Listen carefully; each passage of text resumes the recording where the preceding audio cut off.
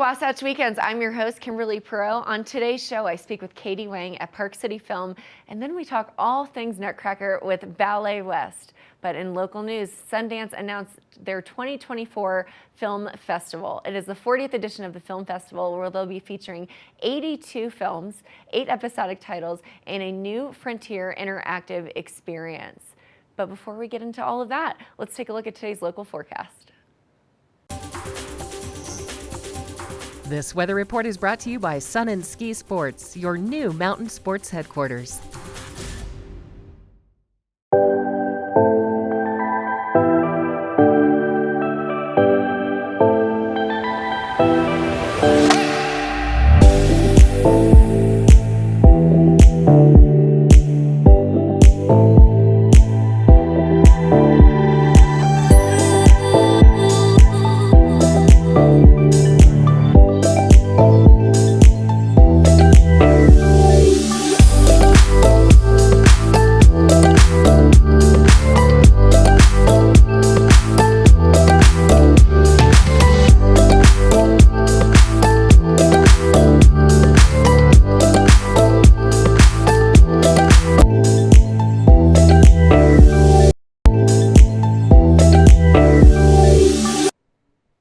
Welcome back to the show. Joining me today is our resident film expert. We've got Katy Wang from the Park City Film joining us to talk all about the happenings that are happening this weekend and beyond. Katy, how are you this morning? I'm well, thanks. Thanks for having me. Great to have you here. So what's the latest and greatest happening with Park City Film? Well, we're super excited about our feature film this weekend, of course, Killers of the Flower Moon, Martin Scorsese's latest and greatest film with Leonardo DiCaprio and Lily Gladstone. Just an amazing film that we have really been looking forward to bringing here to our community. And this is based on a true story. It's kind of a crime drama, but based on a true story of the Osage Nation in Oklahoma. They were, forced off their land onto a reservation in Oklahoma, and then it turns out that there's oil under their land. So overnight, they became some of the richest people in the world in the 1920s.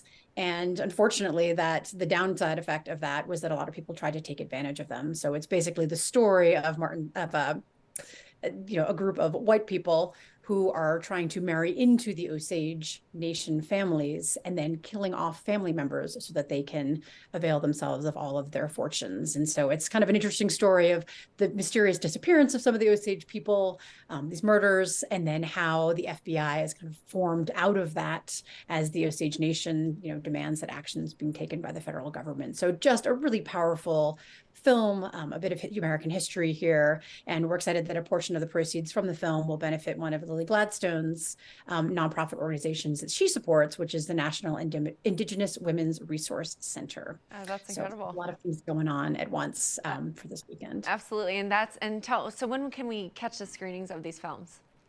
So Killers of the Flower Moon will be Friday and Saturday at 7, and then again Sunday at 6. You can get your tickets online, of course, at parkcityfilm.org if you'd like to get them in advance, or we certainly sell tickets at the door starting an hour before showtime. We also have another fun matinee screening, completely different trajectory, but we have our Cine en Español series that we've started with the Park City Library. And these are free screenings every other month on the second Saturday of the month. And this week, we are bringing in a collection of short films from the New York International Children's Film Festival called Hola Cine. So they're short films from all over the Spanish-speaking world. There's also, I think, a Portuguese film in there as well from Brazil.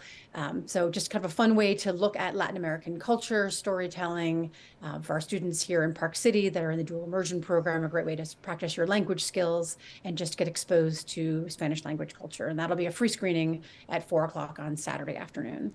Well, who doesn't love a free screening? But I love how it's so culturally diverse, and the two films that you're showing both have really impactful messages, and the short stories with all of Hola Cine as well. So what do you have coming up? I know there's some exciting things happening at the beginning of, or the end of the week coming up. Yes, so next Thursday on the 14th, December 14th at 7 o'clock, we are partnering with the Wasatch Mountain Institute once again. We've partnered with them for the last couple of years to bring the Backcountry Film Festival to our community. And these are a series of short films that really celebrate life in the outdoors, environmental conservation, that spirit of exploration that we so embody here in Park City. And what's really especially exciting this year is that one of the short films is by a local filmmaker, Sierra Schlag. So she'll be joining us with her family, and we'll do a short little Q&A with her after her film premieres. So great way to celebrate the outdoors, that outdoor culture here in our community, but also be able to support Wasatch Mountain Institute and the programs that they have to bring children into the outdoors, help them learn how to explore safely, learn about the environment, environmental conservation. So it's kind of a everybody wins type scenario. And they'll have a great giveaways as well as in opportunity drawings to help raise some more funding for their program. So you can go to parkcityfilm.org to get tickets for that. It is a paid screening, and tickets are between $10 and $15, depending on if you're a member or if you're a student. So check that out, and it's a great fundraiser for that organization, which we're happy to support. Well, it's so special living in a mountain town and being able to see these films, especially coming from a local filmmaker. So love that. You mentioned that you can support it and all of that. So how can we support Park City Film? Tell me a little bit more. So Sundance is coming up. We just got the release yesterday of all of the films that are coming in, and next week they'll actually have the scheduled program coming out. And for many of you that are familiar with Park City Film and with the Sundance Film Festival, you know that the library venue, which is what our venue turns into during festival, has the best concessions, of course, of the festival. A little humble brag there, but it's a big fundraiser for Park City Film. It's our biggest fundraiser of the year, thanks entirely to the volunteers that staff our concessions. So if you are interested in helping to support Park City Film and you have some time during the festival, it's a great way to see the festival from the other side. You get to meet all kinds of folks. And we've had directors, we've had celebrities, just, looking to get some popcorn, want a drink. And it's just a fun way to engage with people that love cinema from all over the world. And it, of course, helps bring revenues in for Park City Film and to help us support free screenings throughout the year, bring in great films like Killers of the Flower Moon.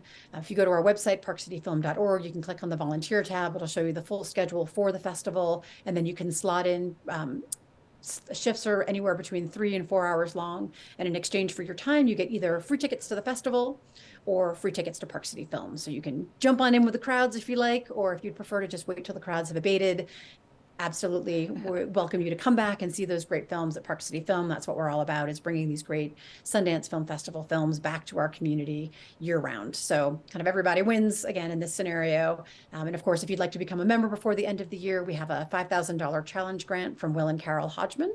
And it's to match any new memberships, but also members that are renewing that want to renew at a higher level. So if you feel like leveling up your membership, want to increase your investment in Park City Film, here's a great way to do it and double your impact. So lots of opportunities to support and give, and either whether it's resources or time, we'd love to have you. Well, it's hard to believe that we're already doing the call to action for Sundance, but here we are at the end of the year, and Sundance hits us very quickly at the beginning of next year. So very excited for that. I love that you can volunteer or support monetarily as well. Katy, we love everything that you're doing. Thank you for bringing such incredible films to the community, and we appreciate all that you offer.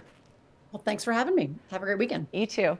Thanks so much for joining us, Katy. Now, if you're interested in anything that Park City Film is doing, head over to their website to buy tickets for this weekend and beyond. So now stay tuned. We'll be right back after this.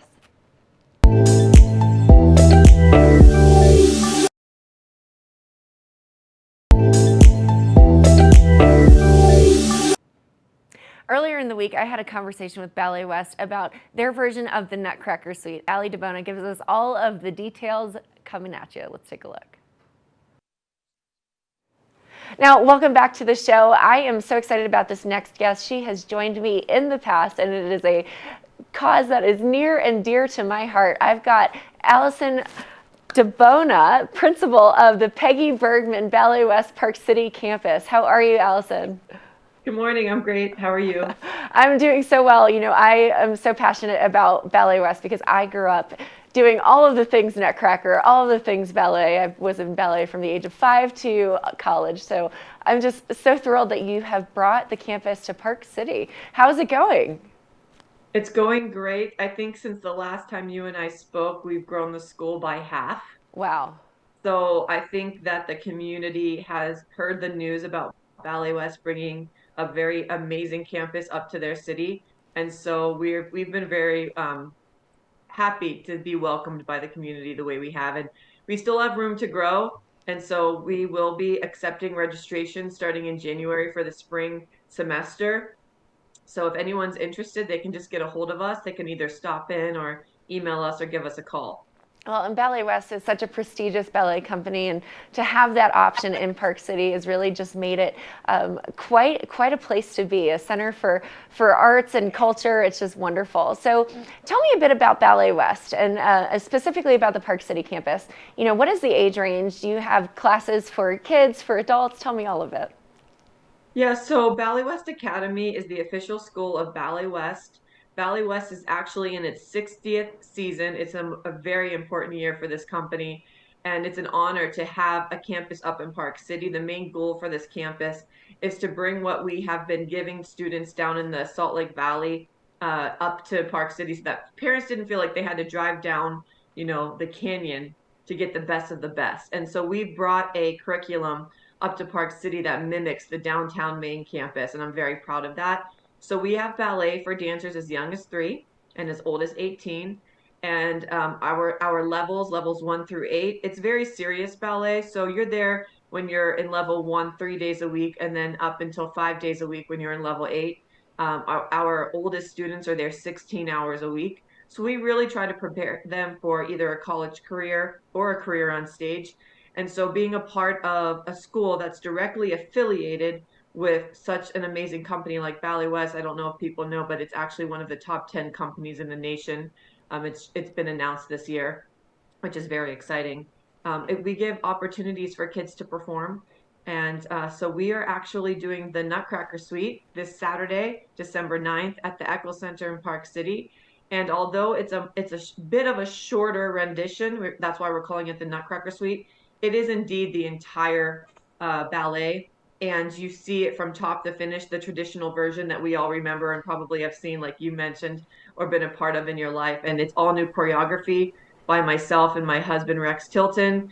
It debuted last year, but because we grew so much, we've made some changes this year to accommodate all the extra kids. And it's just been so exciting for us to move from being dancers with BalletWest to being on the other side of the stage and just watching the magic. This past weekend, we had full call rehearsals and just the really cute videos and photos of seeing the young girls in the hallway looking through the door at the older girls doing the lead parts and then saying, that's going to be me one day. And you're like, yes, it actually is going to be you. So it's just a really special time of year for ballet dancers. I tell you what, every time I watch the Nutcracker, it brings me to tears because I remember just the energy and what it felt like rehearsing and being part of it. So this is great. The Nutcracker Suite, you and your husband did the original choreography. Tell me about what that felt like, because the Nutcracker has such recognizable choreography, and it's obviously centuries old and lots of history behind it. How did you prepare for that and dive into the choreography for the Nutcracker Suite? I'm thankful for that question. So, like I had mentioned, the two of us have danced for BalletWest for 15 years. Rex was a principal dancer and I was a first soloist. So we spent many times on stage dancing Willem Christensen's Nutcracker. And that is actually the longest running Nutcracker in the United States. So that's the main company's performances down in Salt Lake. They also open this weekend. They do about 40 shows. They just returned from the Kennedy Center.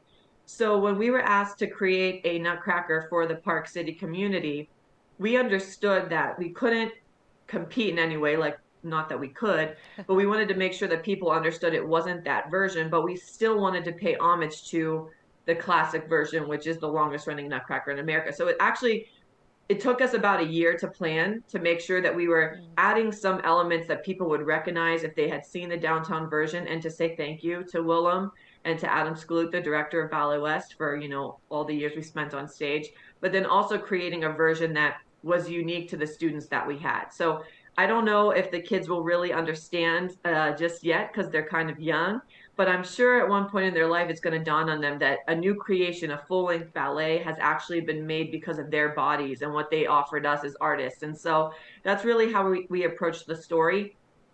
We wanted to be an experience for kids of all ages. So I did put up a fuss and I said, you know what, we are going to allow babes in arms, because I feel like, and I think you could understand this, the tradition of going to the Nutcracker is something that lives with you forever. And I really want families in Park City to know that coming to our Nutcracker, the Nutcracker Suite in Park City, could be a family tradition that you have every year. So tickets are as low as $5 for ages 0 to 11. and tickets are only $18 for 12 and up. So we try to make it affordable and something that people really could enjoy, but that isn't too long so that your kids aren't feeling a little bit restless in the seats. I love that you mentioned that. I know my brother, it was torture for him to go watch every single ballet performance I ever did. So that is a wonderful thing that you've done. And, I know that's just such an honor to have an impact on the legacy ballet that is the Nutcracker. So tell us one more time what time it starts, when doors open, etc. So we have 2 shows, December 9th, this Saturday at the Eccles Center at 2 p.m. and at 7 p.m. Doors open about an hour before the show. You can buy your tickets online ahead of time at academy.balletwest.org. There is a tab that says performances. It will be there as the Nutcracker Suite, or you can buy tickets at the door, no problem. We just welcome everyone to be there. It is always good to try to be on time. To be honest with you, they might not let you in until intermission if you're late. So, just try to be there at least 5 minutes before curtain goes up. Excellent. Now I know you're in the whirlwind of the Nutcracker, but what can we see coming from BalletWest in the future? BalletWest is bringing its family series, Beauty and the Beast, to the Eccles Center in April. The second company, which, I like to describe it as the Farm League for ballet. I think a lot of people can understand that language. They are the main attraction of the ballet, but we have students from every campus. BalletWest actually has 4 campuses for the academy in the production. So you're actually going to see many of our Park City students a part of that performance. BalletWest always tries to bring the main company up to the city once a year, and so Beauty and the Beast is that choice this year.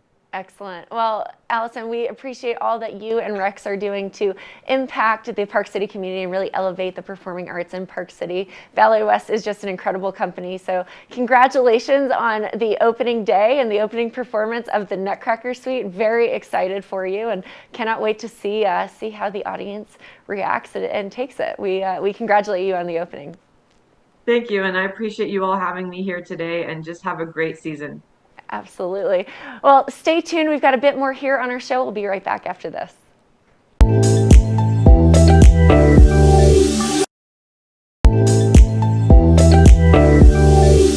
All right, thanks for joining us. So the University of Utah women's basketball won their first share of the regular season Pac-12 conference title last year.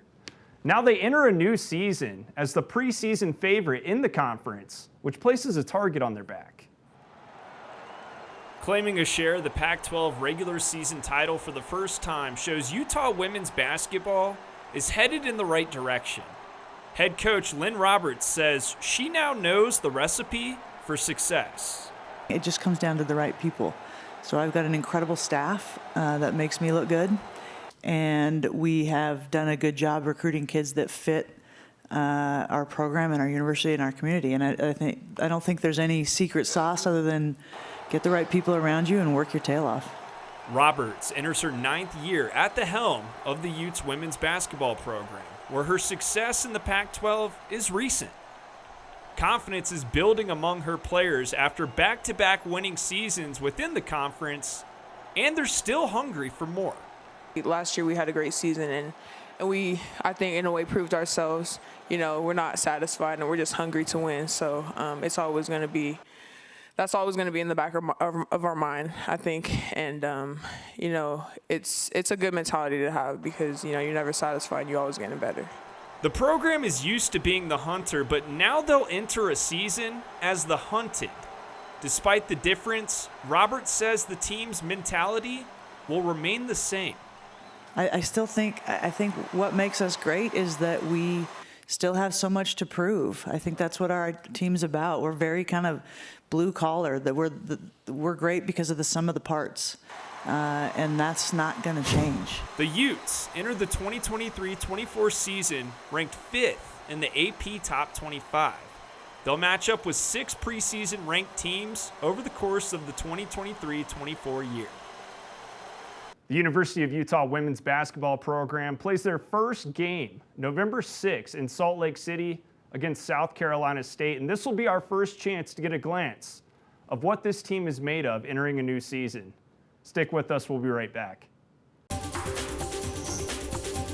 This weather report is brought to you by Sun and Ski Sports, your new mountain sports headquarters.